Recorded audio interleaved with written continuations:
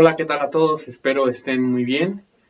De verdad deseo que sus familias y cada uno de ustedes esté dentro de lo que cabe pasando esta situación de una buena manera. Me da gusto estar aquí otra vez con ustedes hoy en la penúltima sesión de este curso de antropología teológica en el que me han dado la oportunidad de extenderme un poco más para poder abarcar los temas que faltan. El día de hoy justo vamos a retomar o vamos a continuar con el tema de la gracia, llegando o aterrizando ya hacia el final, viendo lo que llamaríamos o lo que con Ruiz de la Peña se llama las dimensiones de la gracia. Como siempre, vamos a comenzar poniéndonos en la presencia de Dios, invitando al Espíritu de Dios para que nos acompañe, para que sea Él el que se haga presente en su entendimiento, en mi persona, para que este sea un encuentro que podamos a la distancia aprovechar de la mejor manera, y lo vamos a hacer con esta oración que es de Santo Tomás de Aquino. Creador inefable, tú que eres la verdadera fuente de luz y sabiduría y el principio supremo, dígnate infundir sobre las tinieblas de mi inteligencia el resplandor de tu claridad, apartando de mí la doble oscuridad en que he nacido, el pecado y la ignorancia.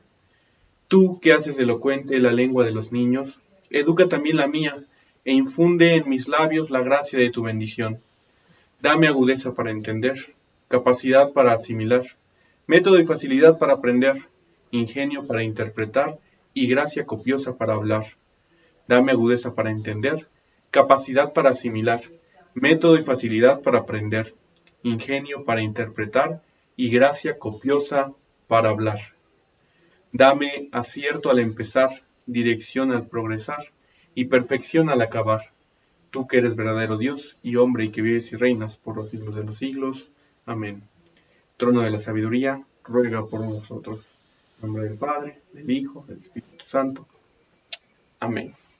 Bien, pues ya hemos venido hablando en estos días acerca de la gracia. Creo que algo que he querido que quede muy claro es que cuando hablamos de la gracia no estamos hablando de algo abstracto, de algo lejano a nuestra vida, sino que justamente estamos hablando de la presencia de Dios en nuestra existencia cotidiana, en nuestra existencia habitual.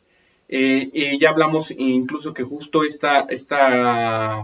la gracia es lo que logra es la transformación interior, es decir, una regeneración, una renovación, un nuevo nacimiento o una nueva creación, con las múltiples palabras que tenemos para decir o señalar el fenómeno, el efecto de la gracia. Y fenómeno no se entiende en el sentido coloquial como algo despectivo, sino como un suceso al cual nos acercamos y el cual intentamos aprender. Pero ahora podríamos hacer la pregunta, si bien ya de alguna manera se ha venido respondiendo, podríamos formularnos ahora la pregunta, o debemos formularnos la pregunta específica de qué efecto propiamente en el ser humano nos provoca la gracia. Y en este sentido es que lo que vamos a ver en esta y la próxima sesión somos diversas dimensiones, diversos ámbitos de nuestra vida donde justo la gracia se manifiesta o donde se revela. O mejor dicho, vamos a ver las diversas dimensiones que abarca la gracia para entender, para acercarnos al misterio del efecto que provoca en nuestra vida. Evidentemente, estamos hablando no solamente de, como le decía, de una cuestión teórica o abstracta. Estamos hablando de una cuestión que en última instancia repercute prácticamente. Y para que repercuta prácticamente, significa que entonces la gracia también tiene una cierta resonancia psicológica. Y es justo lo que abordaremos ahora. ¿Dónde y cómo se experimenta la gracia? Esa es la cuestión que comenzaremos a abordar en esta y la próxima sesión. Así, comenzamos con la primera de las dimensiones que tiene la gracia, la dimensión divinizante. Y lo primero que tenemos que decir es que la gracia es un don gratuito. Ya lo señalamos, ya lo expresamos, pero es importante que no lo olvidemos, que lo dejemos de lado o que lo saltemos. Recordemos, ante todo, cuando hablamos en este caso de que la gracia nos diviniza, no estamos hablando de algo que obtenemos por nuestro propio mérito. No estamos hablando o queriendo señalar un logro de nuestra naturaleza. La mentalidad meritocrática que se nos ha arraigado mucho en nuestra dinámica religiosa, hay que hacerlo a un lado. No, la gracia y por lo tanto la divinización que hay en el ser humano o que se hace al ser humano es un don, es algo que viene gratuitamente de Dios. No hay acto alguno de nosotros que pueda sustentar, que pueda pagar o que pueda ser merecedor del don de la gracia y en este caso de la divinización que obra la gracia. Ya iremos reflexionando con más detalle esto de la divinización, porque efectivamente puede sonarnos un poco agresivo o puede sonarnos un poco o poco ortodoxo cuando hablamos de nuestra divinización. Sobre todo si en nuestro imaginario Dios es lo extremadamente trascendente y no tiene nada que ver con nosotros. Pero ya lo detallaré un poquito más adelante. Entonces la gracia tiene la dimensión divinizante, hay que recordar, y la gracia, ante todo, es un don, es algo que viene de Dios. Es algo que tenemos que marcar con énfasis, no lo podemos perder nunca de vista. Ahora, la gracia también hay que entender que es participación, que esta divinización es koinonía. Pueden ver aquí el término en griego. Koinonía justamente hace alusión a esta. Y justo cuando hablamos de divinización, lo primero que tenemos que entender no es el atributo de la potencia, o mejor dicho, lo especifico con esto. Cuando nosotros pensamos a Dios, muchas veces lo primero que nos viene a la mente es la idea del ser todopoderoso. Sin embargo, desde la perspectiva de Jesús, la perspectiva que se nos ha revelado en Cristo, el primer atributo que se nos revela no es el de todo el poder, es el del Dios amor. Y al hablar de amor es el de Dios comunidad. Evidentemente, esto es el eje central del cristianismo, porque profesamos un Dios que es uno y trino, un Dios que es comunidad.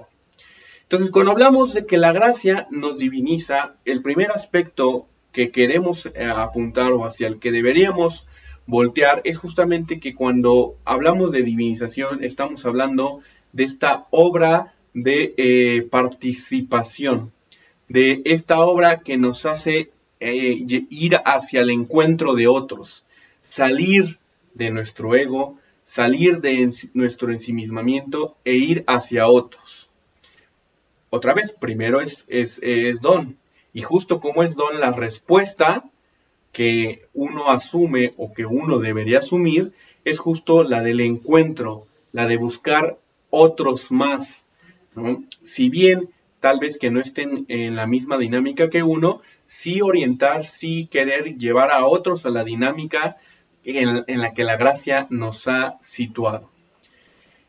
También cuando hablamos de esta dimensión divinizante, tenemos que entender que sí se habla de una potencialidad, y dijimos no en primera instancia, pero que esa potencialidad en última instancia es de Dios. Es el ser humano elevado, sí, como don, y por lo tanto el poder reside en la fuerza divina, no en nuestra propia capacidad.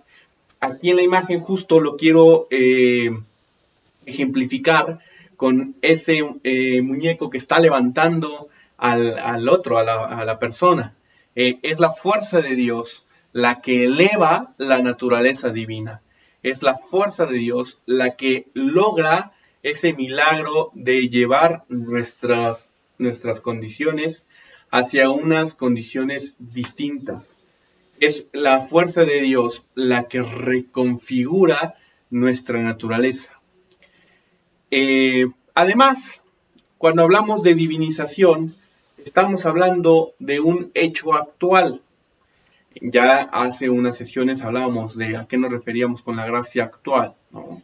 Entonces, retomemos aquello que decíamos para entender justo que esta dimensión divinizante hace alusión que es un acto, es un suceso, no es nada más algo metafórico, no es algo nada más teórico o algo que se quede en el corazón, es un acontecimiento real, un acontecimiento que efectivamente, valga la redundancia, acontece. Es algo que sí pasa.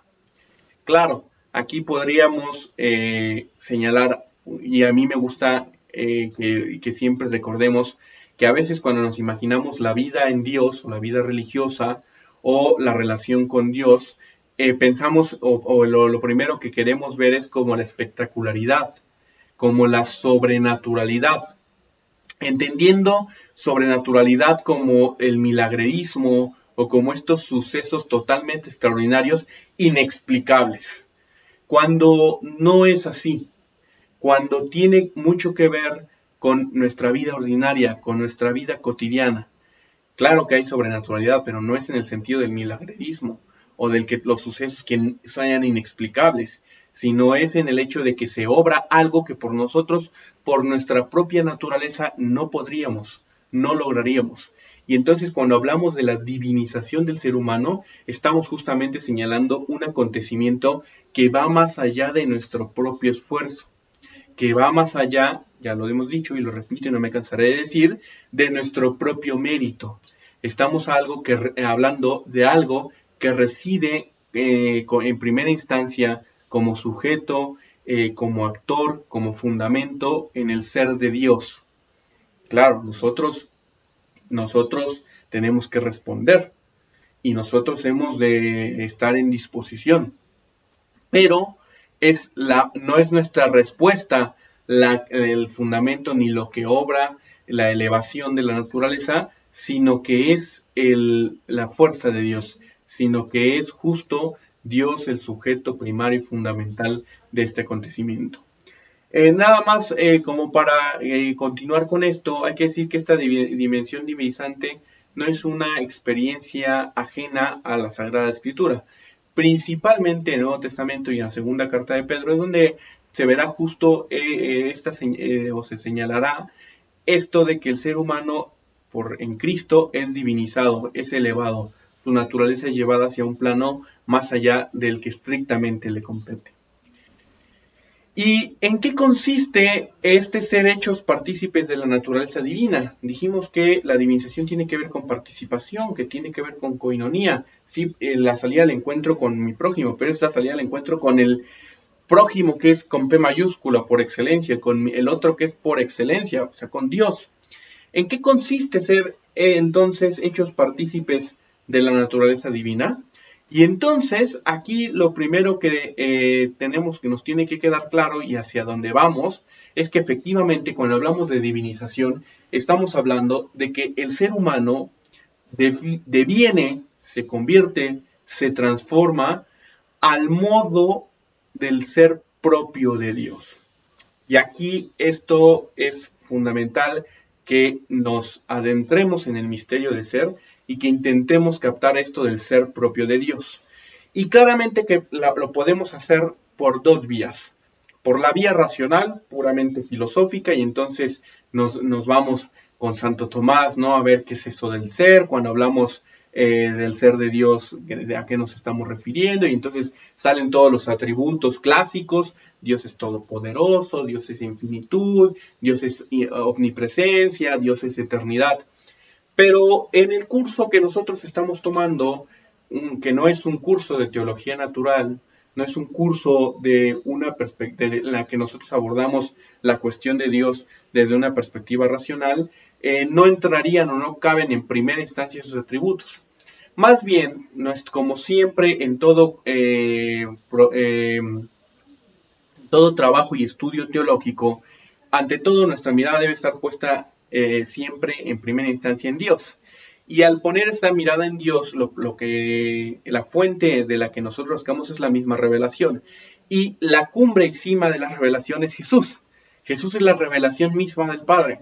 Entonces, cuando hablamos del ser propio de Dios, antes que voltear a nuestra propia racionalidad y a todos los atributos que por ella podemos llegar a concebir, lo primero que tenemos que entender o hacia donde tendríamos que voltear es hacia Jesús y ver los atributos que Jesús nos manifiesta como propios del ser de Dios, del ser divino.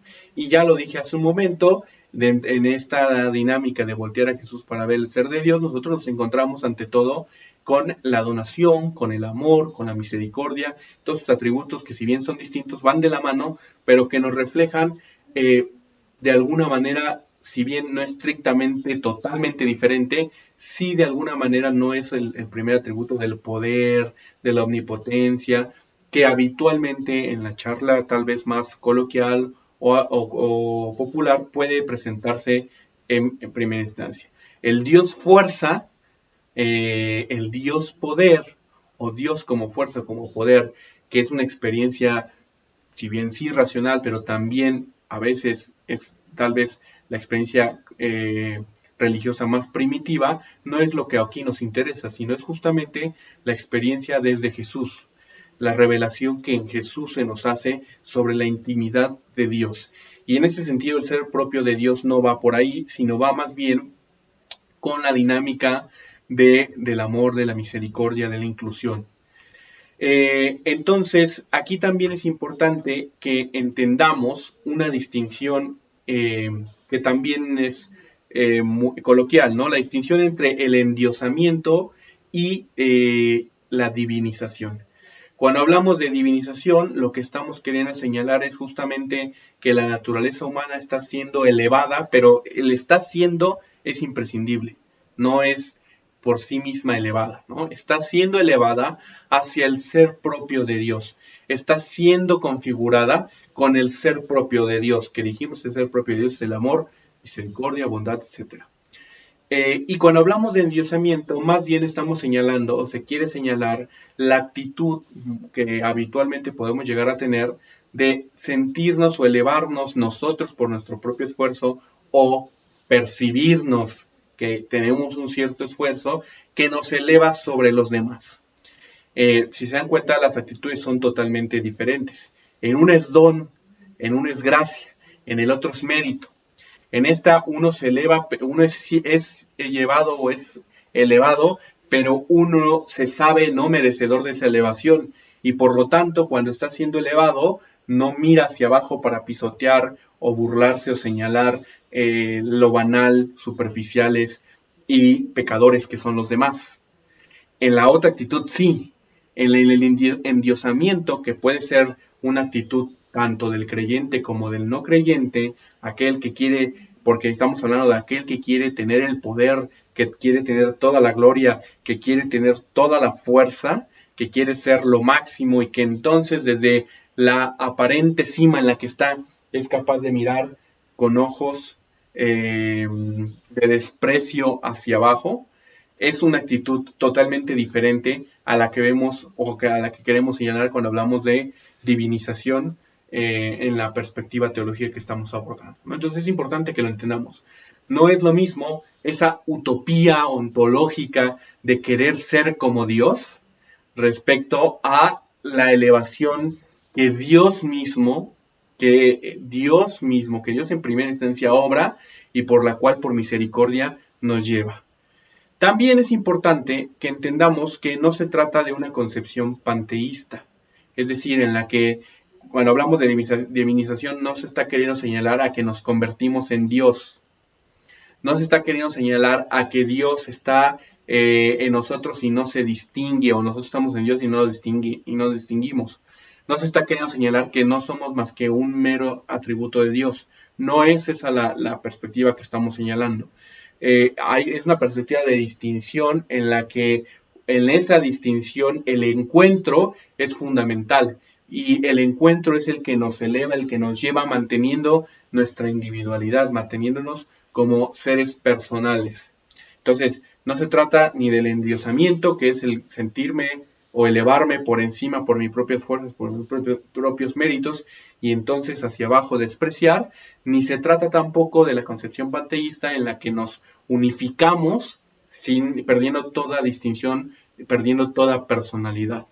Se trata ante todo, y propiamente desde la perspectiva teológica que estamos manejando, se trata de la comunión vital del creyente con Cristo. Comunión vital. La comunión, a veces nosotros el término comunión lo hemos reducido a la sacramentalidad. Y sacramentalidad entendida como un acto litúrgico, un acto cultural. Cuando la comunión es mucho más rico que el acto o que un acto con una serie de normas litúrgicas. No quiero despreciar los sacramentos, no es lo que quiero señalar. Lo que quiero señalar es la reducción del concepto de comunión a un momento en la Eucaristía, por ejemplo.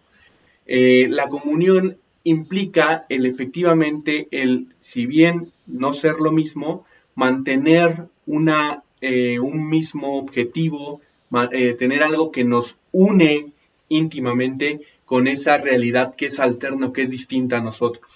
La comunión se vive con Dios, pero también se vive con el prójimo, se vive con quienes nos rodean.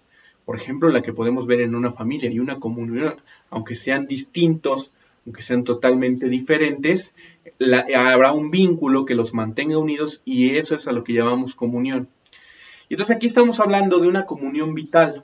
Otra vez, no es la comunión de comulgar en la Eucaristía, es una comunión que se manifiesta no formándose los domingos o en el momento de la Eucaristía, sino en toda la vida.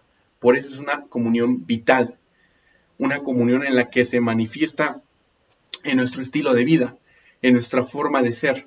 Por lo tanto, se ve no solo en los grandes momentos, sino se ve en la vida cotidiana, se ve en los pequeños detalles.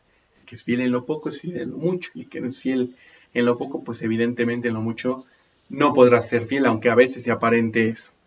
Y entonces, ¿en qué consiste este ser hechos partícipes de la naturaleza divina? En última instancia, en hacer de nuestra vida expresión de la comunión con Dios, de la comunión con Dios en Cristo mediante el Espíritu de Dios. Y aquí es importante que retomemos lo que se nos expresa en el Génesis respecto a esta mentira, respecto a esta idea que se nos ha vendido y que no se ha ido de la historia, de que nosotros podemos trascender, que nosotros podemos lograr llegar a la naturaleza divina por nuestra propia cuenta.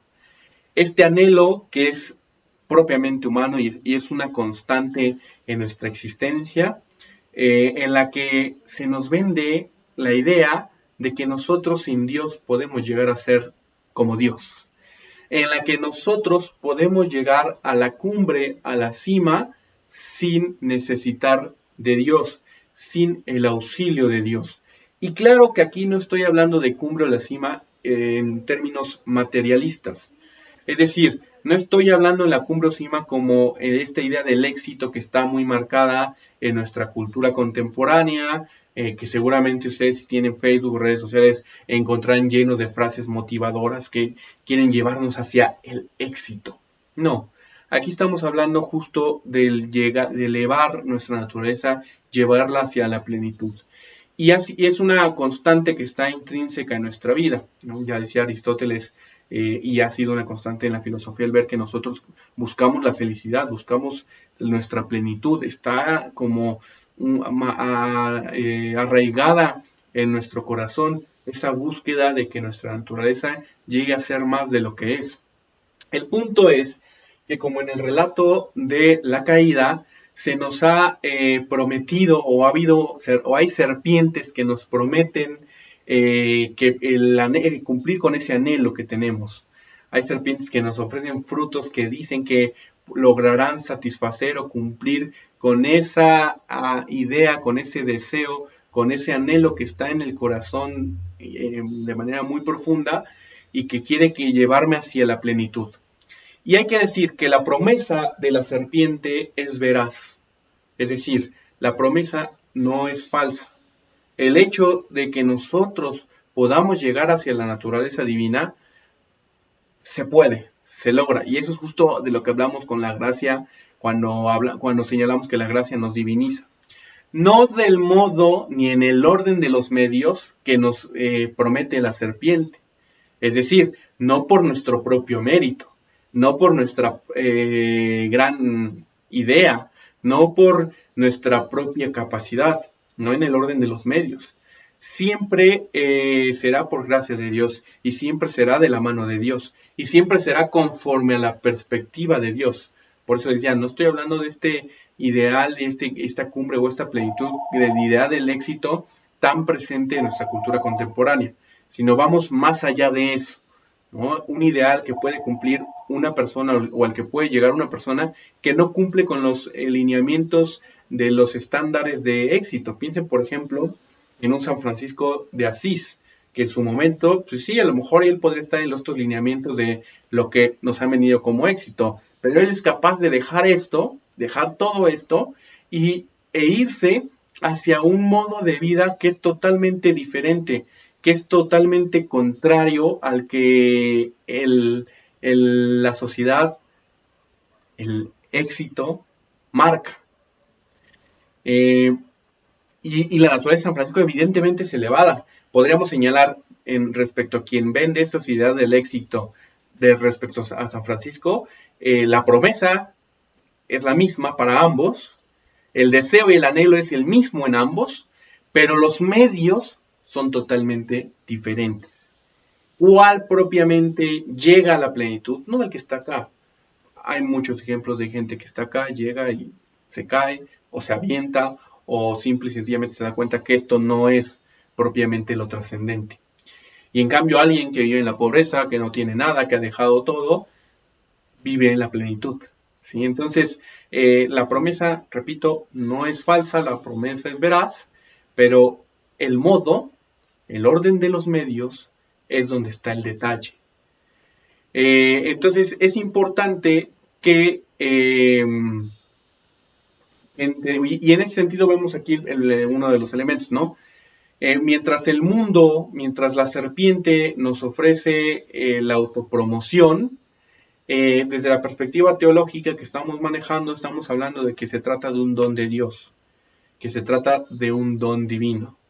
Mientras en la dinámica social en la que estamos se nos habla que nosotros, por nuestro propio esfuerzo y nuestro propio mérito, podemos llegar a hacer lo que siempre hemos soñado, acá en última instancia estamos diciendo que se trata de un don de Dios y que evidentemente, aquí no lo señalo como tal, pero es importante que lo entendamos, a veces la perspectiva de Dios no va a ir conforme a los lineamientos que humanamente nosotros hemos estructurado respecto a lo que es ser pleno, respecto a lo que es ser feliz. También veremos que en esta dinámica no se trata de que nosotros perdamos lo humano versus la absorción o ilusión de ello, que eso es también lo que se nos presenta a veces como el endiosamiento. Es que cuando hablamos de divinización no es que nosotros dejemos de ser humanos y entonces nuestra personalidad desaparezca, como diré en el siguiente punto. Se trata más bien justo de que nuestra naturaleza es elevada. Si nosotros dijéramos que por la gracia el hombre es elevado pero pierde su naturaleza, estaríamos en una perspectiva contraria a lo que se está manejando. La gracia necesita la naturaleza. Esta máxima que los medievales han tenido en cuenta una y otra vez en sus tratados sobre la gracia. Entonces, cuando hablamos de la divinización, cuando hablamos de la elevación de nuestra naturaleza, estamos hablando de no perder nuestra naturaleza. Por eso propiamente es elevación. Si no sería aniquilación de nuestra naturaleza, eliminación de nuestra naturaleza. Y si fuera aniquilación o eliminación de nuestra naturaleza, pues estaríamos hablando de una absorción de lo que somos y una fusión con lo divino. Y entonces en este sentido sería justificado pensar que el santo no comete faltas, que el santo ya no se equivoca. Cuando esto también es algo que en este curso he estado insistiendo una y otra vez. El santo no es un ser perfecto en la línea de no comete errores o está totalmente alejado de nosotros, sino que el santo es un ser humano de carne y hueso con nosotros, con sus grandes luminarias, pero también con sus grandes oscuridades. Sí, con una constancia en el bien, pero también con momentos en los que se tropieza, en los que se cae, en los que la pasa muy mal. Y entonces esto también nos lleva a entender que no se trata de una alienación de la persona, contra la alienación que se promete a veces en las concepciones no cristianas de la divinización o del endiosamiento. No es que se pierda la personalidad, repito, sino que se mantiene nuestra personalidad. Alienación es justamente esto, perder el quién somos, perdernos como personas, perder toda nuestra riqueza personal. Y cuando hablamos de que la gracia nos diviniza, no estamos hablando de un perder nuestra personalidad. La personalidad se mantiene y por eso piensen en un Sapio de Pietrelcino que no dejaba de tener el temperamento que tenía, entre otras cosas, ¿no? Pero ahorita me venía a la mente justo él, ¿no? No se aliena, no se pierde la persona. La persona se mantiene, pero es perfeccionada la persona, que es otra cosa. Otra forma de decirlo, y conforme a esto que hemos estado señalando tantas veces en este curso, se logra hacer más persona a la persona. Se aumenta la personalidad de la persona con la gracia. Por eso se ha dicho también que la gracia es ante todo un proceso personalizante, que la gracia ante todo tiene que ver con una dinámica en la que el ser humano es llevado hacia la plenitud de su ser personal, es hecho más persona, si se me permite la expresión. En este sentido, vemos que divinizar es igual a plenificar. Este es el modelo cristiano de divinización, que repito, no tiene que ver con los modelos paganos o las perspectivas paganas en las que divinización es a eliminar nuestra naturaleza y ponernos en un plano superior, o eliminar nuestra personalidad para que lo divino nos absorba, o nosotros por nuestro propio esfuerzo, mérito y poder llegar a una instancia superior distinguiéndonos de todo lo demás. No, divinizar tiene que ver con planificar. Deificar significa humanizar. Ya lo dijimos, la gracia es un proceso que nos hace más personas. Y cuando hablamos entonces de que nuestra naturaleza es deificada, se está hablando del cumplimiento humano en cuanto humano. Es que nosotros somos llevados a cumplir con nuestra naturaleza. Somos llevados, que nuestra naturaleza no es mala, nuestra naturaleza no es miseria o porquería como habitualmente puede ser que lleguemos a ser. O como ha sido una constante en la historia humana, nuestra naturaleza es la que vemos en Cristo. Esa es la naturaleza hacia la que nosotros, la que nos compete, la de ser personas, de ser humanos en plenitud. Por eso hablamos de deificación como un acto de humanización, en la que se cumple totalmente con lo que somos, se cumple totalmente con nuestra humanidad. ¿Y qué es ser humano? Me podría preguntar alguno de ustedes. Pues ser humano, recuérdelo, esto también desde el principio lo hemos señalado, tiene que ver con cumplir nuestro ser, imagen y semejanza de Dios. ¿Qué es ser persona? ¿Qué es vivir como humano? Ser imagen y semejanza de Dios. Es la forma sintética en que expresamos toda la complejidad de lo humano, toda la complejidad del ser personal. Y con la gracia somos llevados justo hacia la plenitud de ese atributo nuestro o de esa cualidad nuestra de ser imagen y semejanza de Dios. Somos elevados, llevados hacia el cumplimiento, como dice aquí el texto, de ser humanos en cuanto humanos.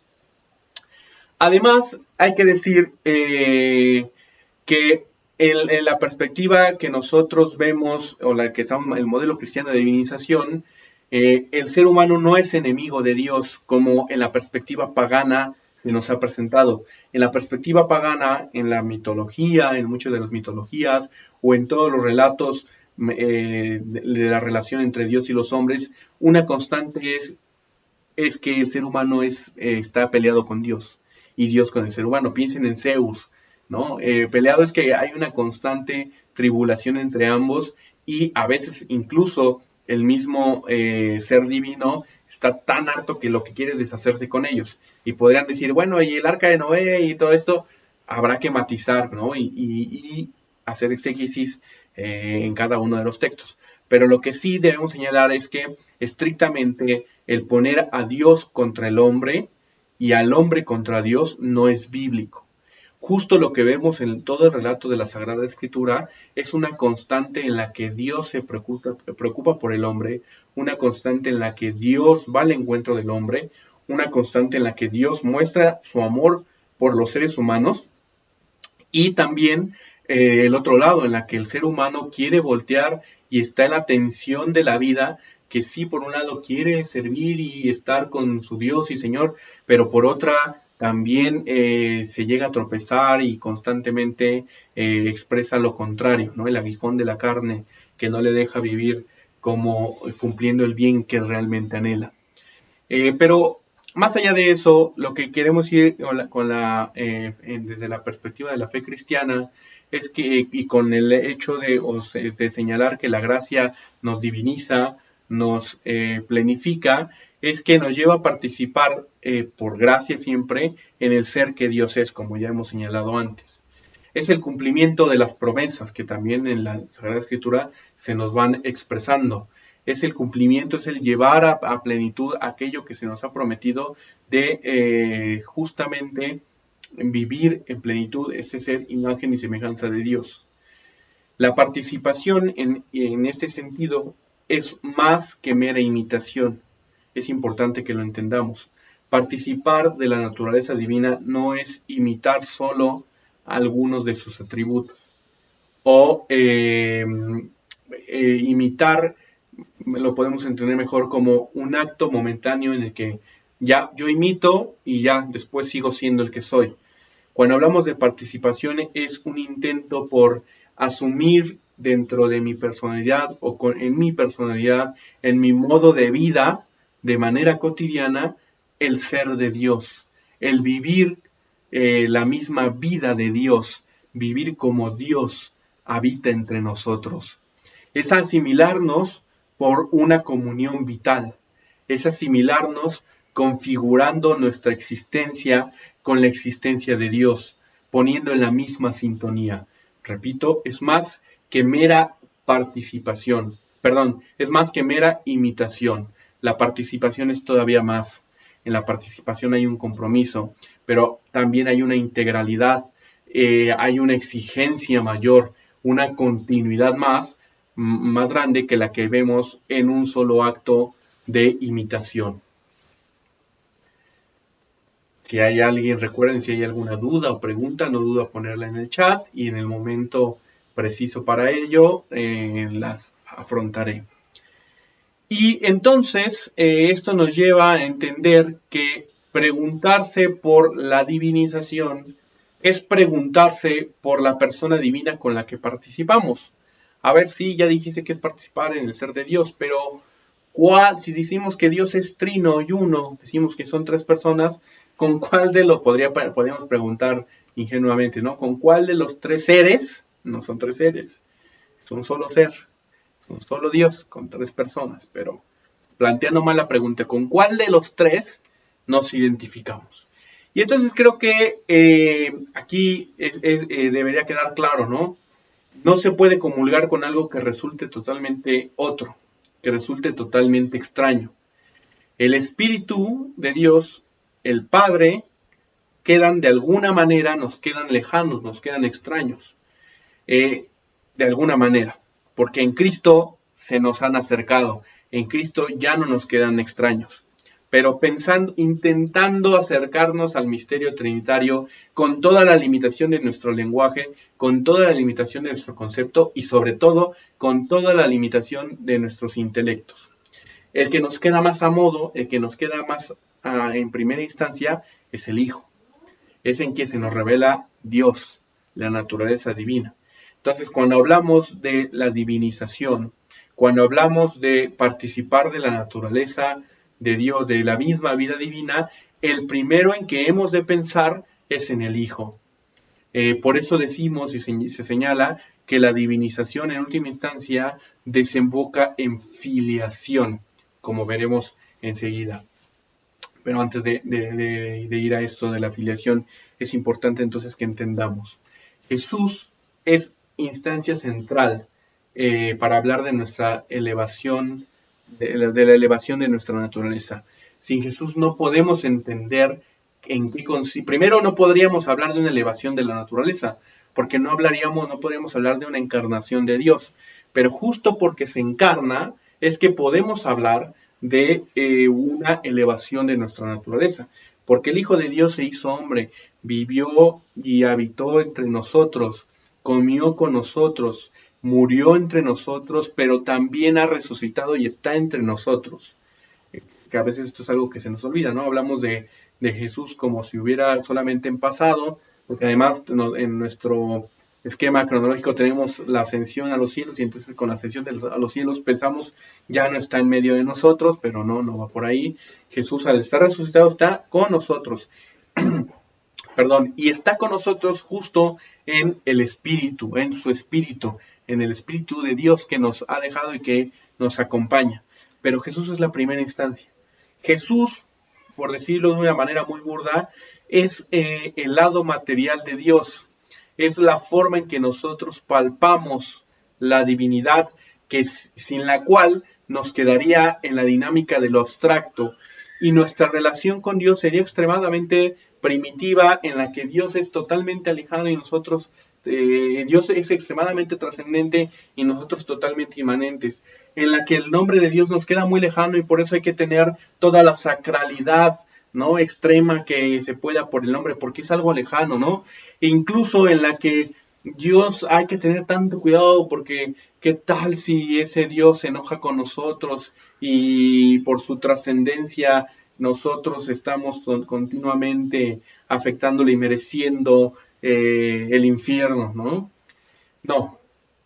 En Cristo se nos revela el Padre, se nos hace presente el Hijo, el Espíritu de Dios, o justo por el Espíritu se nos hace presente el Hijo. Pero el Hijo entonces es la primera instancia. Pero repito, no sin dejar al Padre y al Espíritu Santo. En toda la obra salvífica, en cada uno de los momentos de la historia de salvación, está presente el Padre, el Hijo y el Espíritu Santo, ¿no? No los podemos desligar nunca. Siempre han de ir juntos y van de la mano. Pero nuestra primera instancia como seres limitados que somos, y nuestros seres limitados por nuestra materialidad, el que nos aparece es Jesús. Por lo tanto, cuando hablamos de con qué persona nos identificamos cuando hablamos de participación, en primera instancia hablamos con Jesús. Lo que significa que participar de la naturaleza divina significa participar de la misma vida de Jesús, diciéndolo con un lenguaje tal vez menos elevado. Participar de la misma vida de Jesús significa vivir como Jesús vivió. Y esto es importante y que entendamos que no es lo mismo como a veces hemos dicho que vivió a como realmente vivió. ¿Por qué lo digo? Piensen, a veces nos han pintado, tanto con los santos como Jesús, pero a veces incluso hasta los santos parecen ser más divinos que el mismo Jesús, nos los presentan tan elevados o tan lejanos a nuestra vida cotidiana que no realmente nos quedan, pues no lo sentimos cercano, no experimentamos que podamos llegar algún día a configurarnos con ese modo de vivir. A veces nos pintan en un sentido tan moralista a Jesús que pues evidentemente no tiene que ver nada conmigo. Y dirán, claro, porque Jesús nunca pecó, ¿no? Es libre de pecado. Pero la cuestión es que el modo de vivir de Jesús ante todo se nos presenta en los evangelios. Y ese es el corazón de la escritura. Y ese va a ser nuestra referencia primordial cuando hablamos de cómo vivió Jesús. Ha de ser hacia donde volteemos los que queremos configurarnos con Jesús, los que queremos vivir la misma vida de Jesús. Entonces, para que no perdamos nunca el rumbo. Ante todo, siempre el eje, la piedra angular serán los evangelios para orientarnos, para mirar, para trabajar en nuestra vida, intentando moldearla, configurarla, siempre de la mano de Dios, siempre con el auxilio divino, siempre con el seno de Dios, pero ahí es donde encontramos en los evangelios el modo de vida al que hemos de configurarnos, repito, por gracia, cuando hablamos justo de participar del mismo ser de Dios. Y entonces también es importante, o más bien justo, esta experiencia de Jesús, o en encontrarnos o mirar a Jesús como la primera instancia, como el elemento primordial que se nos aparece, nos lleva a la segunda dimensión. Ya hablamos, entonces, para recapitular, de la primera dimensión de la gracia. Hablamos de divinización. Y hablamos que divinización significa llevar nuestra naturaleza a la naturaleza del ser divino. Elevar nuestra naturaleza. Y cuando hablamos de elevar nuestra naturaleza es vivir la misma vida de Dios. Y vivir la vida misma de Dios es donde hablamos de Jesús. Hablamos justamente de ser alter Christus, otros Cristos, otros Jesús en la tierra. Y por eso es que pasamos a la segunda dimensión de la gracia. En tanto que nos diviniza, la gracia tiene una dimensión filial. Dios se nos muestra, se nos presenta como un padre. En la historia de las religiones, en la historia de nuestra misma historia de salvación, vamos a ver que la paternidad de Dios tiene habitualmente, o se le refiere a Dios como padre, porque se le atañe, se le concibe con una función protectora. Como el hijo siente en su padre una seguridad. Así nosotros, cuando hablamos de Dios en primera instancia, y esto es, repito, típico de las religiones, es a Dios nuestro Padre porque vemos en Él o concebimos en Él una fuente de protección. Que, hay que decirlo, si no se ahonda en esa relación de paternidad, pues a final de cuentas Dios va a terminar siendo no un padre, sino una caricatura de la paternidad. Y entonces nuestra relación va a ser paternalista, ¿no? Y veremos que Dios, cuando hablamos de Dios protector, queremos que Dios resuelva todo, ¿no? Y entonces siempre nos encomendamos totalmente a Dios porque Él es el que va a cambiar las cosas. Si se dan cuenta, aquí sí estamos insistiendo que Dios es el motivo, pero el ser humano tiene una respuesta y tiene un lugar importante en esta dinámica de salvación. No es la fundamental ni es la última, pero el ser humano tiene claramente que responder. Si no, no obra la gracia. Bueno, la gracia siempre está presente, pero acuérdense que hablamos de la gracia suficiente. No llega al culmen. Entonces, sí, Dios se nos presenta, cuando hablamos de Padre, es porque lo concebimos como su función protectora, y a veces esto nos reduce a concebir a Dios paternalistamente, ¿no? Es decir, estiro para que todo, siempre, Él me lo dé. Y no va por ahí.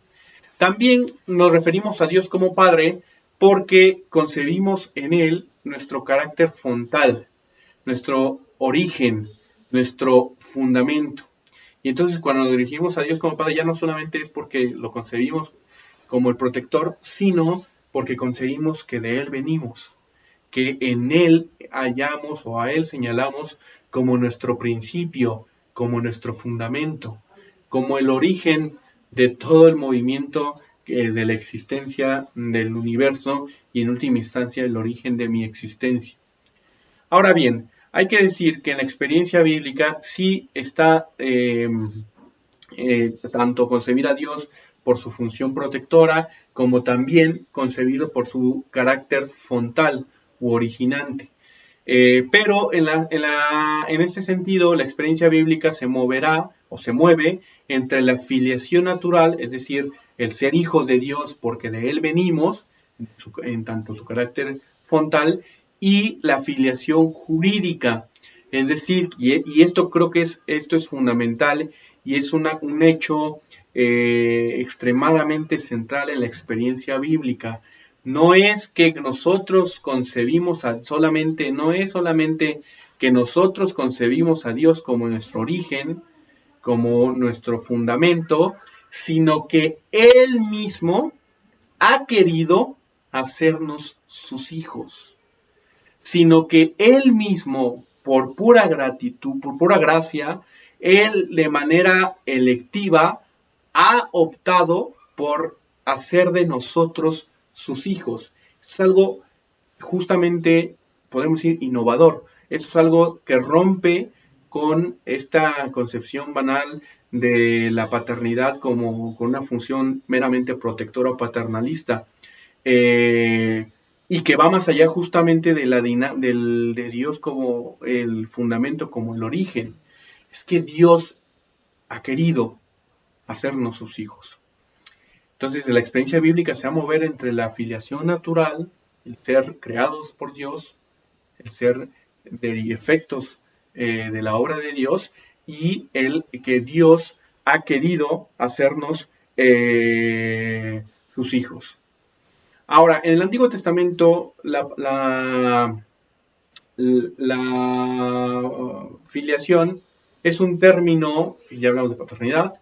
En el Antiguo Testamento la filiación es un término, o el denominarnos hijos de Dios es un término parco.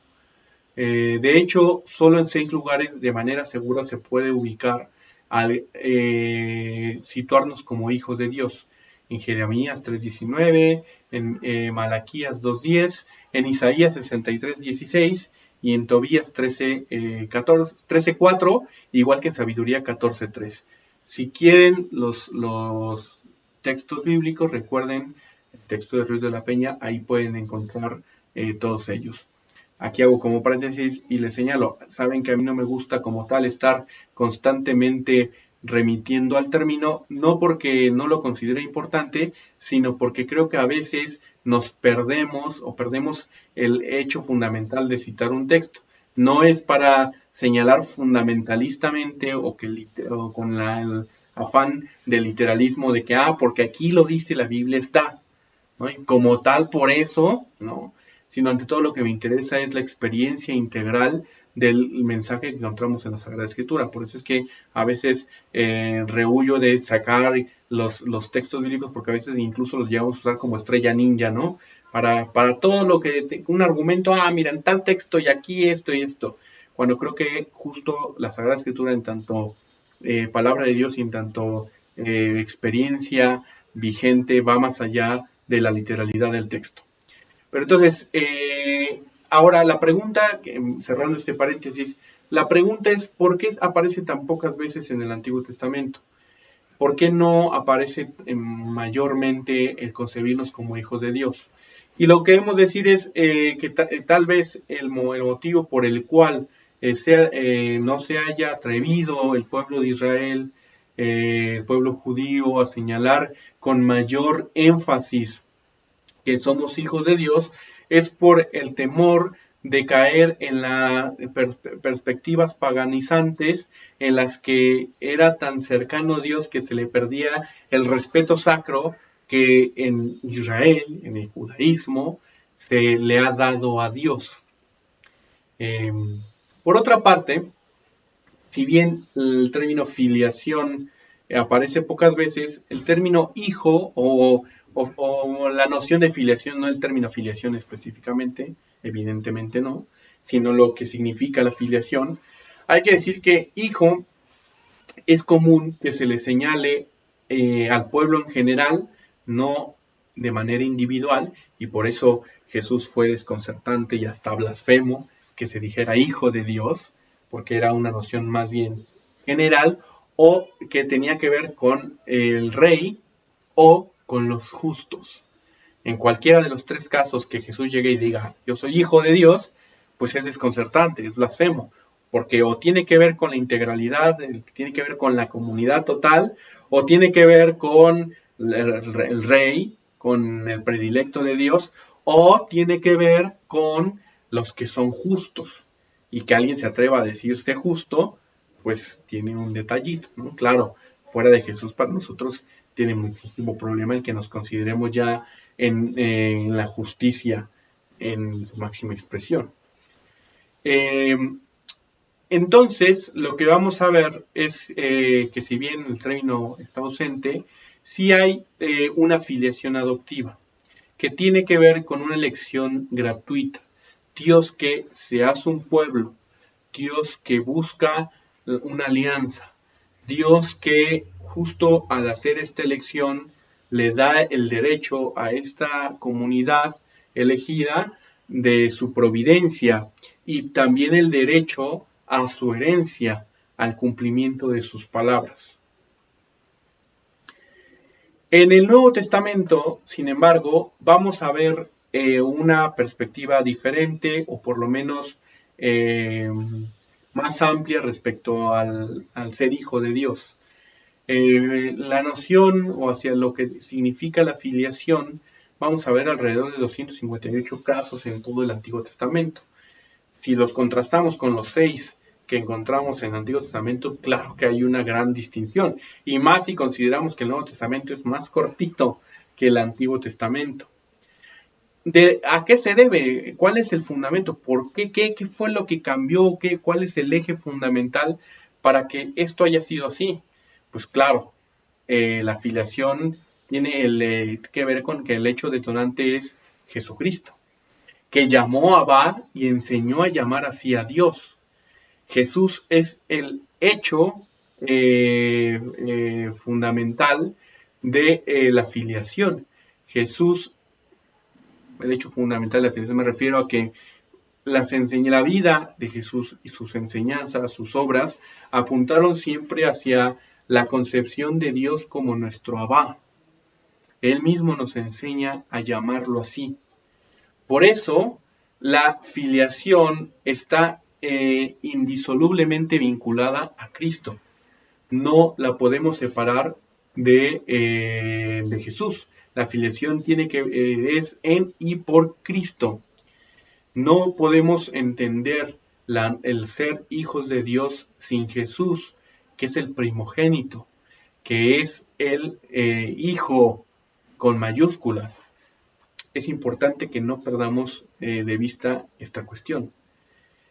Y también es importante que entendamos que en la perspectiva del Nuevo Testamento, esta filiación, este ser hijos de Dios, siempre tiene que ver con la gratuidad de Dios. Y eso no nos cansaremos de repetir. No tiene que ver con nuestro mérito, no es un asunto de meritocracia, repito. No es un asunto de esfuerzos personales, es un asunto de elección de Dios. Piense justo a Jesús encontrándose con la adúltera y rescatando a la adúltera. Piensen a Jesús comiendo con los publicanos. Piensen a Jesús yendo hacia los leprosos. Vean a Jesús con las prostitutas. Es decir, no es que estrictamente, si nos ponemos en la línea de la meritocracia, evidentemente una persona en situación de como la que estos personajes expresan, es una situación de pecado, y una situación de pecado muy fuerte. Evidentemente por mérito propio no merecen, como nosotros no merecemos, la elección del Mesías, no merecen la elección de Dios. Y sin embargo, justo en la médula del mensaje cristiano está que es la elección de Dios va más allá de nuestra moralidad, va más allá de nuestros méritos, va más allá de nuestros esfuerzos, va más allá de nuestras consideraciones sobre lo bueno y lo malo. Es una elección gratuita que hace a un lado toda esta dinámica meritocrática que en última instancia es marginante, que en última instancia es deshumanizante.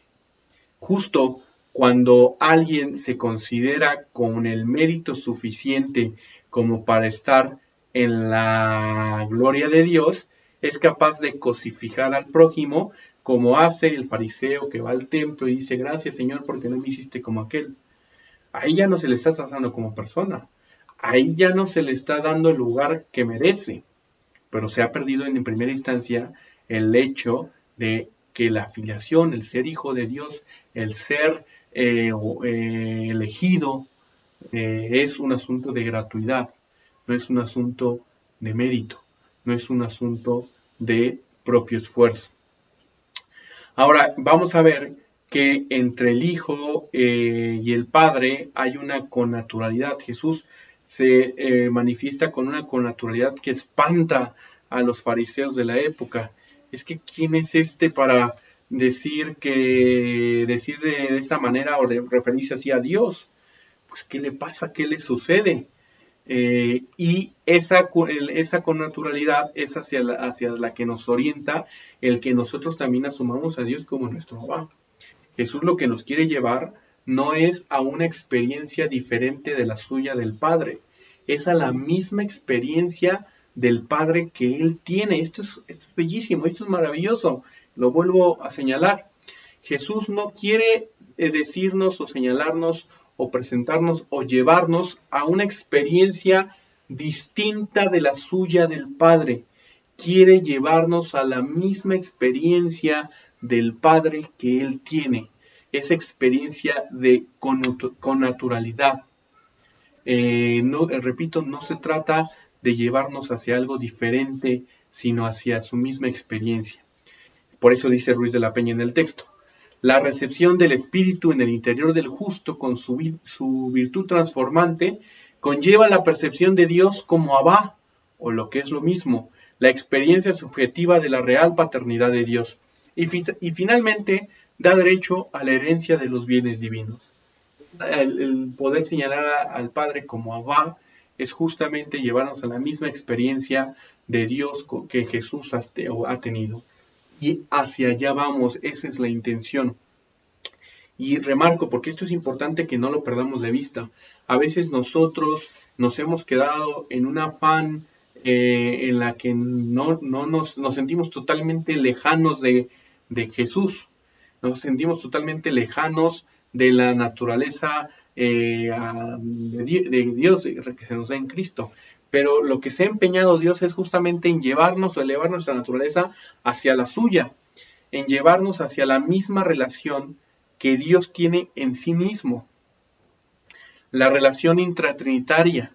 Esa es la misma relación hacia la que estamos siendo llevados, hacia la que se nos está orientando.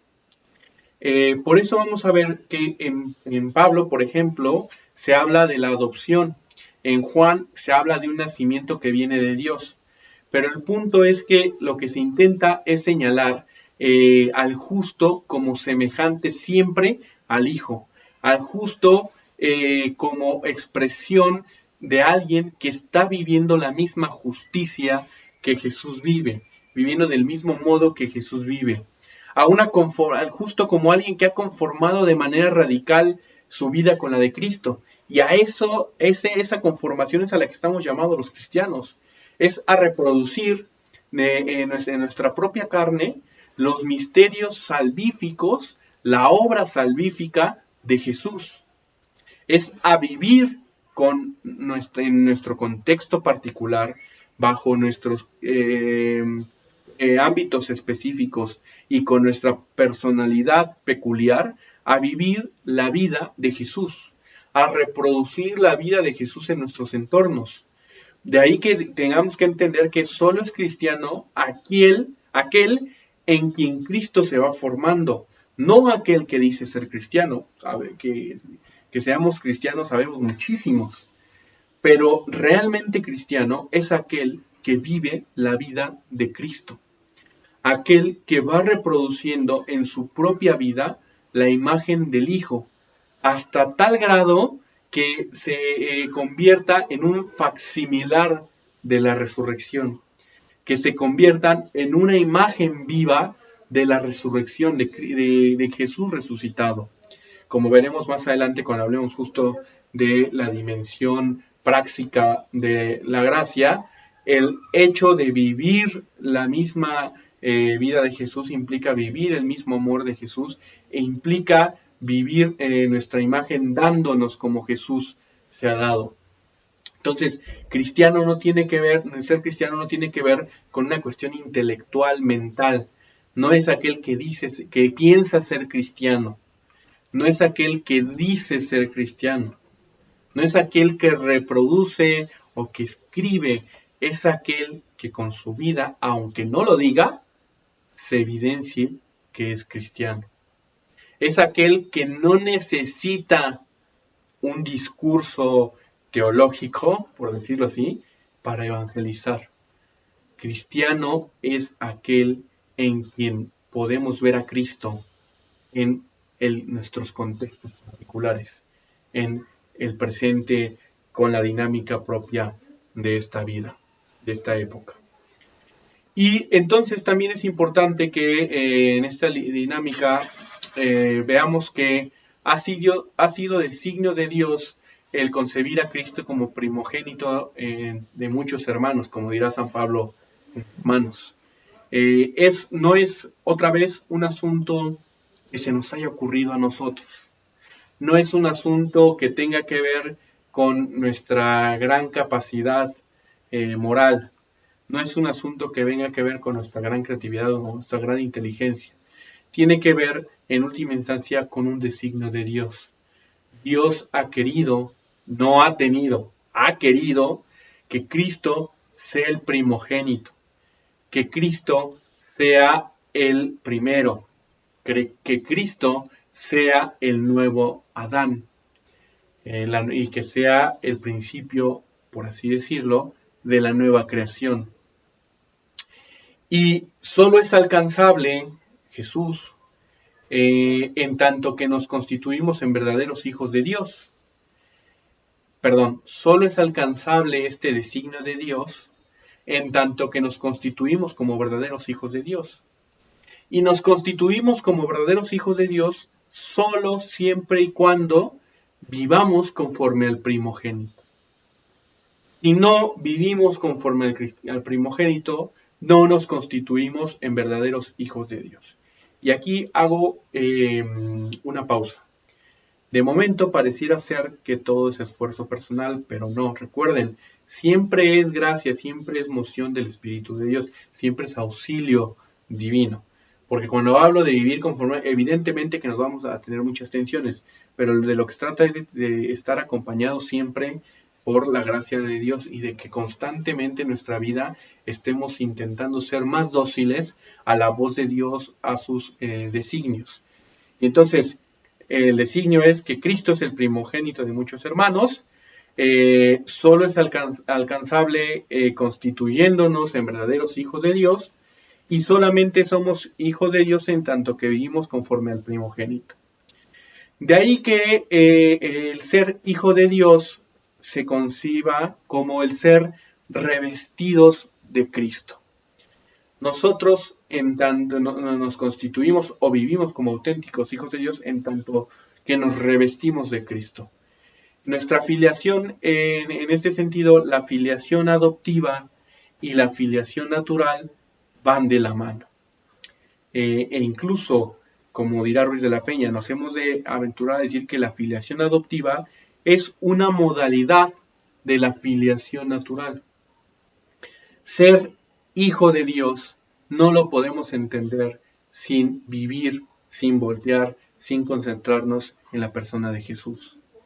Y no podemos ser hijos de Dios si nosotros, o no podemos reflejar nuestra filiación adoptiva si nosotros no somos capaces de orientarnos, de voltear hacia la filiación natural o de vivir esa filiación natural, que es vivir como Jesús mismo. En este sentido, cuando Dios mira al cristiano, ve fidedignamente reflejada en él la gloria del Señor. Ese ser humano se ha tornado cristiforme y se va transformando en la imagen misma del Hijo, deviniendo así cada vez más glorioso, dice Ruiz de la Peña en la página 382. Entonces, cuando Dios mira a aquel ser humano que se ha constituido como verdadero hijo de Dios, a ese ser humano que se ha configurado con Cristo, no está viendo el Padre no está viendo al ser humano separado de Cristo. Está viendo la misma vida de Jesús en nuestra vida, que poco a poco va siendo más gloriosa. Y como lo decía, no se olvide que en última instancia en el origen de este proceso está la comunicación de la propia vida por parte de Dios y la disposición del ser humano. ¿Sí? Ya lo señalaba yo antes, pero es importante que no lo perdamos de vista. Sí, es un asunto en que nosotros tenemos que esforzarnos, trabajar, estar en disposición, estar atentos, escuchar, ponernos de rodilla y elevar las manos, pero en última instancia es la gracia de Dios la que nos va transformando. Es el Espíritu de Dios el que nos va moldeando. Es la presencia de Dios en nuestra vida la que nos va acompañando y va permitiendo esas obras que por nuestro propio mérito, por nuestro propio esfuerzo, serían insuficientes. Entonces, podemos decir que ante todo se trata de una existencia cristiforme, es decir, conforme a Cristo. Una existencia en la que nuestro modo de vivir se asemeja, se estructura conforme al modo de vivir de Jesús, en el que nuestro modo de vivir no se distingue del modo de vivir de Jesús, en el que puede llegarse incluso a confundir nuestra persona con la de Jesús, con la debida matiz, el debido matiz que merece esta última expresión que he señalado. Es una existencia cristiforme. Al ser una existencia cristiforme, se implica que entonces tengamos una psicología cristiforme. ¿Y a qué nos referimos con esto de una psicología cristiforme? Nos referimos a participar de los mismos sentimientos, a tener la misma mente que Cristo tuvo, que Cristo tiene, la cual, nuestra mente, nuestros sentimientos, nuestra vida se exterioriza en las obras, ante todo en la caridad fraterna, porque la caridad fraterna es amar como Cristo nos amó, es amar a los demás como Él nos ha amado. Entonces es importante que lo entendamos. Vivir como Cristo implica que configuremos nuestra psicología a la de Cristo. Implica que nos moldemos no solamente exteriormente, sino también interiormente. Que en última instancia, como dirá por ejemplo Gaspar Mora en su texto La vida cristiana, que si no me recuerdo ya se los he dicho en más de una ocasión, en última instancia tendrá que ver con que nuestra opción fundamental, que es el núcleo de nuestro ser moral, se configure, se reconfigure conforme a la forma, valga la redundancia, de Cristo. Y hay que decir que esta justamente es la esencia de la teología de la gracia. Se trata de ser hijos en el Hijo. Antes ya hemos tratado toda una terminología técnica. Hemos hablado de la gracia actual, de la gracia habitual, hemos hablado de la gracia suficiente y la gracia eficaz, pero no, yo ya lo señalaba en su momento y es importante que lo volvamos a reconsiderar. Que la terminología no nos vaya a hacer a un lado del acontecimiento central de lo que se trata. Lo que nos interesa es justamente señalar que la gracia lo que nos lleva, lo que nos orienta, es justamente hacia el plenificarnos como personas, hacia el plenificarnos como seres humanos, lo cual se da en un acontecimiento interpersonal en el que Dios se encuentra con nosotros y nosotros nos encontramos con Dios, pero en el que el núcleo o el centro está justamente esta existencia cristiforme, esta psicología cristiforme. La gracia nos lleva, en resumen, como dirá Ruiz de la Peña, hacia el configurarnos con Cristo. La gracia, dice Ruiz, es gracia de Cristo. La gracia de Cristo es Cristo mismo dándonos la vida, conformándonos con Él, haciéndonos hijos en el Hijo, capacitándonos para vivir, sentir y actuar como Él. De eso se trata la gracia, y ese es el asunto central de la gracia: vivir, sentir y actuar como Él, porque viviendo, sintiendo, actuando como Él, es como nosotros nos planificamos, es como nos hacemos más personas. Y el nos hacemos, recuérdese, no pretende hacer el énfasis por nuestro mérito. Somos hechos, somos llevados, somos elevados por Dios. De este modo, realizamos nuestra vocación de imagen de Dios, deviniendo nuestra imagen y semejanza en imagen de Cristo, que es la misma imagen de Dios. Cumplimos con nuestra naturaleza, o nuestra naturaleza llega a su plenitud cuando nuestra imagen se configura, se asimila, se vincula de manera íntima, profunda, con la misma imagen de Dios que es Cristo. Sin esta imagen no llegamos a la plenitud. Sin cumplir con esta imagen no alcanzamos nuestro fin último, no alcanzamos la planificación de nuestra naturaleza. Hasta aquí es el tema. Nos toca ahora comenzar con la condición práctica de la gracia, pero vamos a hacer una pausa en este momento. Dejaremos esta dimensión para la próxima sesión y ahorita abrimos ya el momento para todas las preguntas, dudas y todos los comentarios que ustedes quieran hacer.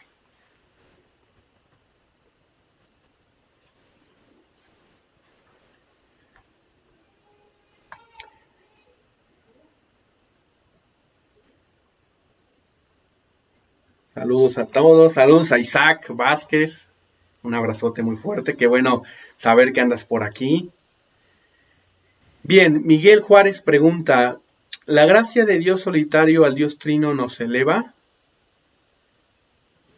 No entiendo muy bien la pregunta, pero más bien habría que reformular y decir lo siguiente. Dios solitario no hay, no existe, es un Dios comunidad, es un Dios trinidad. La idea de un Dios solitario no es una idea cristiana, es una idea, digámoslo, ajena al cristianismo, una idea incluso que podemos señalar pagana. No hay un Dios solitario, es Dios Trinidad, es Dios comunidad. 3 personas, un solo Dios, pero es comunidad. Y la gracia de este Dios que es comunidad es la que nos eleva. Porque al ser comunidad no está distanciado, no está separado, porque además es comunidad en sí mismo, pero también busca la común unidad con aquello que ha hecho más allá de sí mismo, con aquello que ha señalado como, o ha hecho de manera autónoma, pero con un ser personal. Ahí también busca la comunidad y entonces por eso eleva nuestra naturaleza. No decimos que eleva la naturaleza del árbol, ni de cualquier ente no personal. Estamos hablando justo de la naturaleza, de la dinámica entre naturalezas personales. Y en tanto seres personales, somos seres comunitarios. Tanto nosotros como Dios, la fuente de nosotros, el origen en nosotros, nuestro fundamento. Si quieres matizar un poco, Miguel, por si no llegué a contestar o si tu pregunta iba por otra línea, adelante. Elisa, qué gusto Elisa que ya estés comentando. El endiosamiento entonces se basa principalmente en el atributo de Dios como ser todopoderoso y que podemos entender como un acercamiento primitivo a la divinidad. El endiosamiento ante todo tiene que ver con el entender o el querer llegar a la naturaleza divina por nuestro propio esfuerzo. Por eso es que tal vez el atributo que más resalte sea el de Dios todopoderoso. Y lo que más nos atraiga y lo que más se busque hacer. Podemos pensarlo a través de la ciencia, a través de la tecnología, a través de la riqueza, etcétera, etcétera. Pero ante todo, endiosamiento tiene que ver con el concebirnos capaces de llegar a ser como Dios por nuestro propio poder, por nuestra propia fuerza. Y por eso, repito, es que tal vez el atributo de Dios, un atributo más fuerte desde la perspectiva racional, por así decirlo, que le damos a Dios, tiene que ver justo con el que sea todopoderoso. Ruiz de la Peña, no recuerdo si es en este texto o si es en el otro de antropología, o si es en el de teología de la creación. Recuerden que Ruiz de la Peña, este trabajo que viene haciendo es a 3 tomos. Teología de la creación, antropología teológica fundamental, que fue el texto que utilizamos en la sesión pasada, y de ahora el de Don de Dios, antropología teológica especial, pero en uno de los 3 señala justo que el atributo más fuerte de Dios, o el Todopoderoso, no tenga que ver con la capacidad de hacer o crear de la nada o hacer lo que se le dé su regalada gana, sino más bien con la capacidad de poder llegar a ser un ser que sea capaz de negarse a su propio creador. Repito, me parece que no recuerdo exactamente cuál de los 3 textos, pero por ahí iría. Y a nosotros, en tanto que buscamos por nuestros propios méritos hacernos hacia la plenitud, tal vez es justo por la fuerza, por esto del poder que nos fascina, que nos envuelve tan fácilmente, es que sea el atributo con el que a veces queramos pensar y ver a Dios de manera más cotidiana. Leti, qué gusto que andas por aquí. Berta, ¿puedes explicar un poco más Cristo trascendente y nosotros inmanentes? No me quedó muy claro. No, lo que quería señalar, si supongo que va por ahí, es que a veces queremos ver a Dios totalmente trascendente, es decir, totalmente lejos y nada que ver con nosotros. Y nosotros totalmente inmanentes, es decir, que no podemos ir más allá de nosotros mismos, y entonces la relación con Dios es muy complicada. O la relación con Dios incluso se llega a unos modos y formas que tienen que ir más allá de nuestra inmanencia y que tienen que señalar toda esa trascendencia, y por eso tal vez a veces nuestra relación con Dios nuestra relación con Dios sea tan ajeno el Abba y tan cercano el Altísimo, Todopoderoso, Omnipotente, ¿sí? Que son atributos que no es que estén mal, pero en la relación con Dios, cuando se extrapolan o se llevan al extremo, podrían señalar justamente porque no somos capaces de concebir a Dios en nuestra cercanía, no somos capaces de mirar a Dios en nuestra pequeñez, incluso en nuestros momentos de oscuridad, de sentirnos acompañados por Dios en los momentos de tribulación. El Dios totalmente trascendente sería un Dios lejano, un Dios de los cielos que no tiene nada que ver con la tierra, un Dios que desde lo alto solo y solo desde lo alto, y no es capaz de ensuciarse los pies o venir a lavar los pies de los que somos menos. Por ahí iba el punto. Nerina, entonces, con todas nuestras imperfecciones, está difícil llamarnos verdaderos cristianos. Seríamos entonces como una emulación. Esa es la cuestión, ¿no? Efectivamente, nos llamamos cristianos en tanto que queremos ser seguidores de Jesús, en tanto que luchamos y nos esforzamos por vivir como Jesús. Pero cuando nos digamos cristianos por orgullo, creo que ya perdimos el piso. Cuando nos digamos cristianos como para decir, miren, yo no soy como esos paganos que no son creyentes, o como esos paganos que son musulmanes o que son otra, estamos perdiendo el piso. Cristiano propiamente es algo que no se dice, es algo que no se enuncia, es algo que se expresa, que se vive. Y sí, puede ser que en nuestra vida cotidianamente expresemos lo contrario, pero tampoco nos vayamos al polo de decir que somos totalmente miserables. También es en porque esto también es algo que hemos dicho desde el principio, que veíamos toda la gracia. No hay un ser humano tan malo en el que la gracia no se haga presente. No hay un ser humano tan malo que no pueda en algún punto de su vida atender la voz de Dios y terminar haciendo una obra buena, ¿sí? Entonces, cada vez que obramos bien, estamos siendo auténticos cristianos. No cada vez que lo enunciamos, no cada vez que lo pensamos. Cada vez que en nuestra vida se manifiesta la misma vida de Cristo, que tiene que ver con el darse, con el donarse, con el ser generoso, con dar la vida, ahí estamos siendo cristianos. Sí, tenemos signos específicos, por ejemplo, la señal de la cruz, podemos llevar una cruz, un alzacuellos, o podemos tener muchos otros signos, pero la real evidencia de nuestro cristianismo no está en esos símbolos, sino en nuestra vida como signo de la presencia misma de Cristo. Tiene nuestra vida cuando nosotros estamos siendo otro Cristo en la tierra.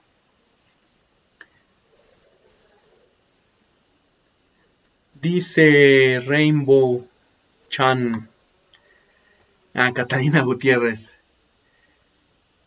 ¿Se puede perder la gracia que nos va transformando una vez obtenida? ¿Cómo? La gracia nunca se pierde, pero para entender esta afirmación tenemos que volver hacia las distinciones técnicas que señalábamos hace unas sesiones sobre la gracia. La gracia increada nunca se llega a perder.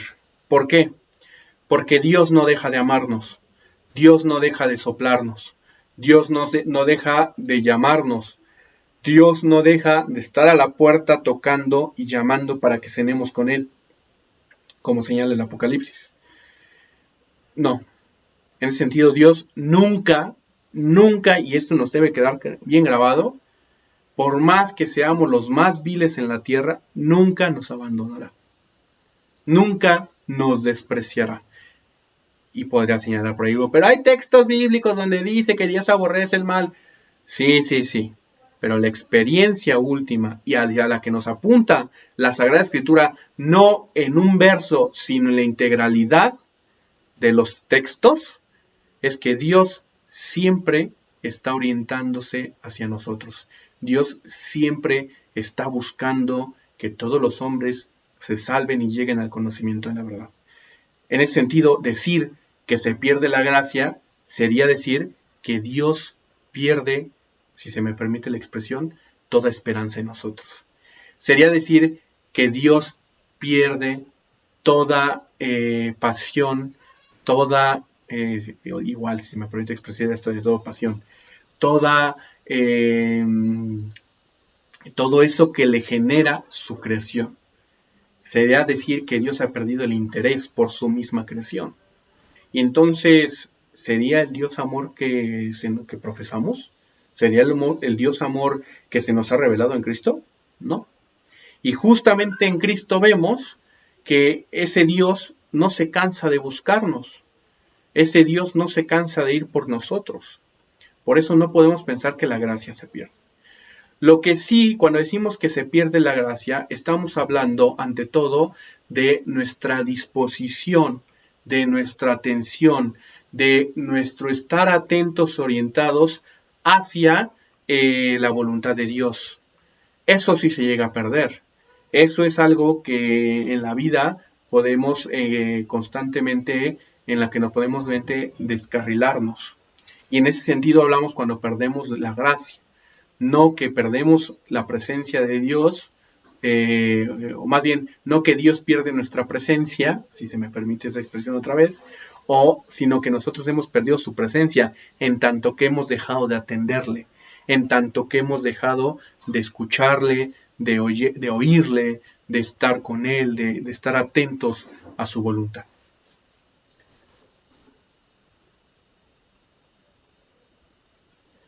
Dice Miguel Juárez, sí, se habla en el Antiguo Testamento del Dios solo. Acuérdense, la Sagrada Escritura es historia de salvación. Nunca podemos considerar un texto aislado de toda la integralidad de la historia. Sí, para la exégesis es importante aislar los textos y en su contexto entenderlo. Evidentemente en el Antiguo Testamento se habla de un Dios solitario. Pues claro, no hemos hablado de Cristo, no se habla del Espíritu de Dios. ¿Sí? No podemos pensar, como el Antiguo Testamento lo dice, entonces, que eso a veces es algo que en nuestras dinámicas fundamentalistas nos queda, que, es que como dice el texto, en Levítico dice que no hay que usar imágenes, no, es que está mal que haya imágenes, ¿no? O porque es que en esto, es que no así, es la integralidad del texto. Es la integralidad de los textos, ni siquiera es un solo texto, son múltiples textos, por eso es Biblia, ¿no? Entonces, se habla del Dios solitario, pues en tanto que estamos en un proceso, en una dinámica. Claramente, si ya en el Antiguo Testamento se hubiera dado la revelación completa, por así decirlo, pues no tendría caso tener un Nuevo Testamento, no tendría caso hablar de Cristo. O sea, si Cristo es la revelación plena del Padre, y decimos que en el Antiguo Testamento ya había una Trinidad, como a veces, por ejemplo, los padres de la Iglesia querían leer con algunos textos, pues entonces perdimos, no tiene caso hablar de Cristo como revelación, porque ya se nos reveló todo, ¿sí? Entonces, más bien, habrá que tener cuidado con esto, ¿no? Por eso, repito, no me gusta recurrir a los textos de manera fundamentalista para decir, es que como dicen tal texto esto, entonces sí. No, vayamos a la integralidad de la experiencia que se nos transmite, porque la Sagrada Escritura no es textos aislados, es toda la experiencia de un pueblo, la experiencia de la humanidad, la experiencia de Dios con nosotros, una experiencia que es viva, no que es en un contexto aislado y desvirtuando de la integralidad del resto de las experiencias que se van relatando. Qué hermoso, dice Leti, es saber que conservo mi personalidad y comparto la naturaleza con Dios. Claro, ¿no? Qué hermoso. Y justo porque conservas la personalidad es que puedes señalar esto, y justo porque conservas la personalidad es que uno puede señalarlo, si no, uno no estaríamos justamente pudiendo hacer ese tipo de experiencia, de conciencia. Gabriela, ¿hay entonces más cristianos sin pertenecer a la religión? Uy, esa es una pregunta muy, muy interesante, que ha sido todo un tema discutido, sobre todo post Vaticano II. Karl Rahner, uno de los teólogos que más admiro, que más aprecio, él justamente llega a hablar de los cristianos anónimos, para señalar justo como cristiano anónimo a todas aquellas personas de buena voluntad, todas aquellas personas que viven el Evangelio sin ser expresamente cristianos. Todos aquellos que viven haciendo el bien a los demás, desviviéndose por el otro, sin pertenecer o estar en una dinámica religiosa, o sin ser explícitamente creyente en Dios, ¿no? Ahora, aquí es donde tendríamos que justamente ampliar nuestra estrechez intelectual respecto al tema, y cuando estamos hablando de la gracia. Pues estamos hablando de la gracia de Dios, y dijimos que esto supera todas nuestras expectativas y todos nuestros encasillamientos. Entonces, puede haber gente que viva conforme al bien más allá de lo que nuestra estrechez mental concibe, claramente, porque la gracia va más allá, o el acontecimiento de la gracia va más allá de todas nuestras conceptualizaciones, de todos nuestros encasillamientos que tienen que ver con el contexto cultural, que tienen que ver con la época histórica específica, que tienen que ver con el lenguaje, etcétera, etcétera, etcétera. Leti dice, me encanta entender que solo me perfecciono y me conformo con Cristo. Pues la idea es irnos perfeccionando, y esto es algo que nunca termina. El perfeccionamiento, la perfeccionalidad de nuestra naturaleza es algo que nunca termina, porque decir que terminara es decir que en algún punto ya llegamos a ser igualitos a Dios, y evidentemente esto es algo de lo que estamos lejanos, y de lo que tal vez quedamos todavía muy lejano, pero justo por eso es que nuestra naturaleza, constantemente está en capacidad de ser más. Nuestra naturaleza puede ser aún mejor, puede lograr ir más allá, o necesita ir más allá de lo que está haciendo, porque todavía le queda trecho para llegar a la plenitud propiamente hablando. Y por eso es también que pensar que ya llegamos a la plenitud, que ya llegamos a la perfección, es muy ingenuo, es absurdo, porque nuestra limitación constantemente nos va a evidenciar justo lo contrario. Nuestra limitación, nuestra finitud, nuestra experiencia cotidiana constantemente nos va a evidenciar que nos hace falta crecer. Piénselo en su vida concreta. Cuando se equivocaron en algo y la regaron feo en algo después de que llevaban una racha buena, por así decirlo, ¿no? O después de que estaban en una dinámica de gracia importante. Entonces es importante que entendamos que siempre estamos en perfección, nuestra naturaleza está perfeccionando, y este perfeccionar constante tiene que ver con el configurarme con Jesús. Ale Quintero, entonces la plenitud de la vida consistiría en amar como Él nos amó, y solo así podríamos realmente ser partícipes de esa naturaleza divina, de esa imagen y semejanza. No lo pudiste decir de mejor manera, Ale. Efectivamente, nuestra plenitud está en amar como Dios nos ama. ¿Y cómo sabemos cómo Dios nos ama o cómo palpamos cómo Dios nos ama? En Jesús. Ahí está el criterio. Ahí es donde está la regla.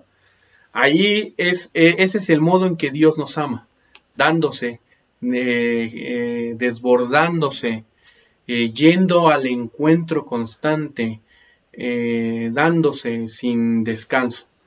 Eso justamente es donde está nuestra plenitud. Y eso es justo lo que se señala de la vida de los santos. Eso es a lo que se apunta cuando se habla de los santos, como estas personas que se han configurado con Cristo en la vivencia justo principalmente de la caridad. En la vivencia de la caridad entendida como en la instancia suprema del amor, como el ágape, como veremos en la dimensión práctica la próxima sesión. Justamente en ser otro Cristo en la tierra. Vero dice, el Espíritu Santo se desborda hoy en usted, gloria a Dios, me quedo con filiación, donde Jesús nos lleva a su propia naturaleza y nos hace hijos adoptivos del Padre. Qué bueno, Vero, que justo se va entendiendo, que se va apropiando de lo que se va diciendo, ¿no? El Espíritu Santo se hace presente en cada uno de nosotros, se hace presente en nuestra vida, se hace presente desde el momento de los intermediarios que han permitido que podamos interactuar, aunque sea a la distancia, y que podemos llevar a cabo este curso, ¿no? Y por eso damos gracias a Dios, ¿no? Yo personalmente estoy muy agradecido por su vida, por la vida del Padre Flavio, que me ha invitado, del Padre Omar, de Rosario, ¿no? Que son quienes me han echado al ruedo y me han dado la oportunidad de poder estar aquí con ustedes. Y qué bueno que te quedas con la afiliación, que es justo, como decíamos, ese es el centro, es la esencia de la teología de la gracia, ¿no? Podemos olvidarnos de esta distinción entre teología habitual y todo. El chiste es que, y todo el curso, podríamos olvidar todos los detalles que se fueron dando. Lo importante es que entendamos que de lo que se trata en un curso de antropología teológica es de orientarnos con auxilio divino, por inspiración divina, al ser otros Cristos en la tierra, a ser hijos y vivir como hijos de Dios. Hola Eduardo, dice Deyanira, ¿significa la filiación adoptiva que es por nuestra naturaleza de criaturas no plenas? Porque parecía que es opuesta a la filiación natural de ser hijos solo por ser creados por Dios. Gracias. Justo, y además, justo ese es el tema, ¿no? Que filiación adoptiva no, en primer lugar, tal vez no lo detallé lo suficiente, pero Ruiz de la Peña sí lo dice en el texto. En primer lugar, se trata de entender que no es que esté peleado filiación adoptiva con filiación natural. Y en segundo lugar, es que cuando se dice que Jesús es la filiación natural en plenitud, es porque Jesús mismo es Dios y nosotros no. Nosotros somos criaturas. Cuando Jesús es engendrado, no creado. Se ha hecho carne, pero no es criatura. Metafóricamente se llega a decir se ha hecho criatura, ¿no? Pero estrictamente no es creado. Y por eso es que Jesús es propiamente el Hijo con mayúscula. Y los demás somos hijos adoptivos. No para señalar, o más bien no queriendo desprestigiar, sino queriendo elevar la filiación de Jesús y llevarnos hacia ella.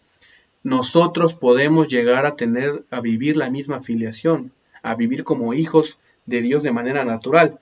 Eso es un asunto de gracia, no por nuestro esfuerzo personal, sino en última instancia por el auxilio de Dios que nos motiva, que nos eleva, que nos acompaña, que nos sostiene. Y en última instancia, cuando hablamos de la resurrección de los muertos o cuando hablamos de la vida eterna, hablamos justamente de vivir esta filiación de manera plena, de manera eterna, plena, natural, podríamos señalar. Luisa, maravilloso, entonces conocerme como ser hijo de Dios revestidos con Cristo, porque me hace estar más atenta a tu enseñanza de dar servicio al prójimo. Eso es justo lo bellísimo. Justo cuando hablamos de la dimensión práctica, Ruiz de la Peña dice y señala y que hay que estar atentos. Esto es algo que no podemos perder nunca de vista. El ser hijos de Dios siempre en última instancia debe implicar y derivar en el servicio al prójimo. No es para vanagloriarnos y decir, miren esta maravilla del Señor, miren lo grandioso y genial que soy yo y que no son otros. No, es justo para llevarnos y se va a manifestar ese ser hijo de Dios, y por eso hay que estar siempre atentos en el darse a otros, en el desbordarse por otros, en el donarse a otros. No, gracias Lulú por las felicitaciones, gracias. No, gracias a ustedes por su participación, por su atención, por sus mensajes. Muchos de ustedes me mandaron mensajes.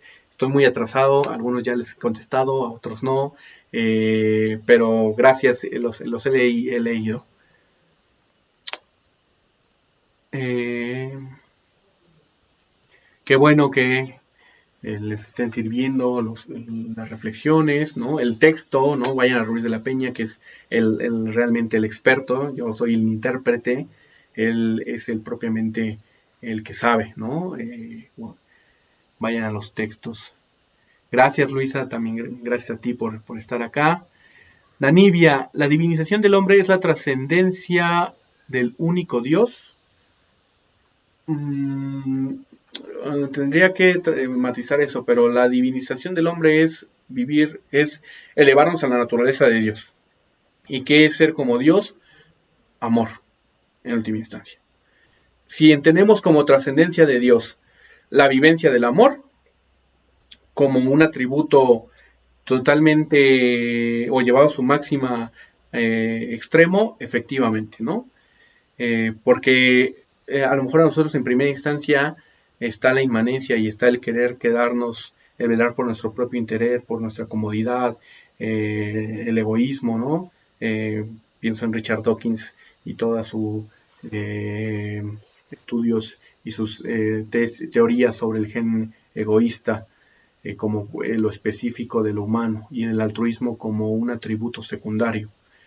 Si por trascendencia tenemos justamente el salir de este egoísmo que nos habitúa o en el que estamos comúnmente revestidos yendo hacia el amor, que es el atributo con el que podemos sintetizar la esencia de Dios, efectivamente, ¿no?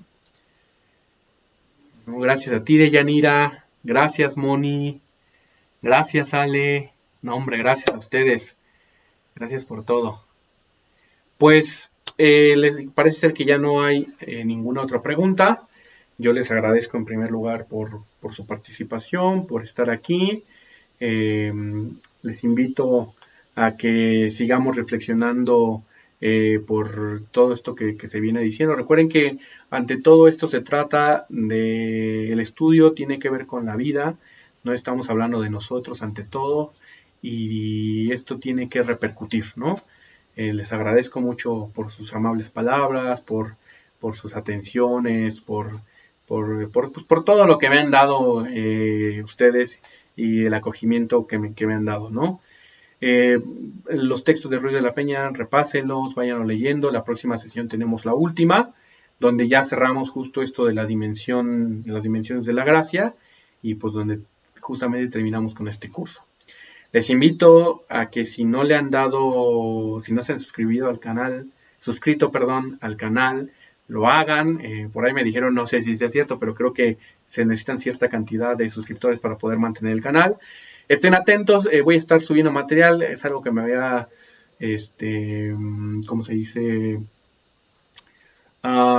Restringido mucho, pero intentaré estar subiendo material ahora, aunque ya no esté con su curso, de otros cursos, así como el de ustedes, que otros lo pueden acceder a él, pues ustedes podrán acceder a otros. Y también por ahí, con un amigo, mi querido Chucho, estamos pensando en hacer algunos,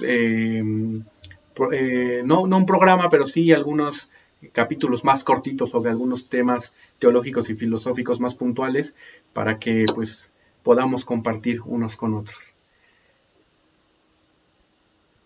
Sí, se nos fue muy rápido, Luisa. Gracias, Emma, qué bueno que estás por acá. Georgina, muchas gracias a ti. Tere, no hombre, gracias a ustedes. Pues que tengan buena noche, que tengan buena semana, que Dios nos siga bendiciendo. Hasta luego.